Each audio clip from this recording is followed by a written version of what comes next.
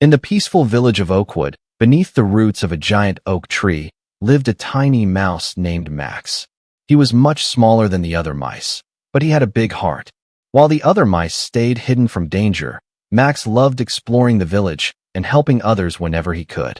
One bright summer morning, Max was sitting outside his burrow, enjoying a grain of wheat. Above him, a family of bluebirds happily played among the branches. The mother bird was teaching her 3 young chicks how to hop and flap their wings. Suddenly, everything became silent. Max looked toward the tall grass and saw Barnaby, the village cat, slowly creeping toward the little birds. His green eyes were fixed on them, and he was only moments away from attacking. Max knew he had to act quickly. If he shouted, the cat might attack immediately. If he ran away, the birds would surely be caught. Then an idea came to him. Max grabbed an empty acorn shell, climbed onto an old wooden bucket, and began banging it loudly. Clang, clang, clang. He danced on the bucket and shouted, "Hey, Barnaby, catch me if you can." The cat instantly turned away from the birds. Angry that a tiny mouse had challenged him, Barnaby rushed toward Max with all his speed. Max jumped off the bucket and ran.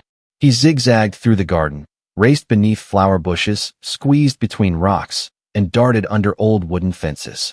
Barnaby chased him closely, knocking over flower pots and sending dust flying everywhere. While the cat chased Max, the mother bluebird quickly called her chicks. Together, they spread their wings and safely flew into the high branches of the old oak tree. The birds were safe, but Max was growing tired. His tiny legs ached, and Barnaby was getting closer with every step. Soon, Max found himself trapped beside a stone cottage.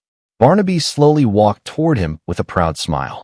Just when all hope seemed lost, Max noticed a tiny crack at the bottom of the stone wall. With all the strength he had left, he rushed forward and squeezed through the narrow opening just as Barnaby's sharp paw struck the stone. The cat scratched the wall angrily, but Max was safe. Barnaby growled in frustration before finally walking away. That evening, Max returned to the old oak tree. To his surprise, the entire mouse community was waiting for him. The bluebird family flew down and thanked him for saving their lives. The village elder stepped forward with a tiny medal made from a polished brass button tied to a green ribbon. He placed it around Max's neck and smiled. "You may be the smallest mouse in Oakwood," the elder said, "but today you showed everyone that the biggest courage can live inside the smallest heart." Everyone cheered. From that day on, Max was no longer known as the tiny mouse beneath the oak tree. He became famous throughout the village as Max the Brave, a hero who risked his own life to save others.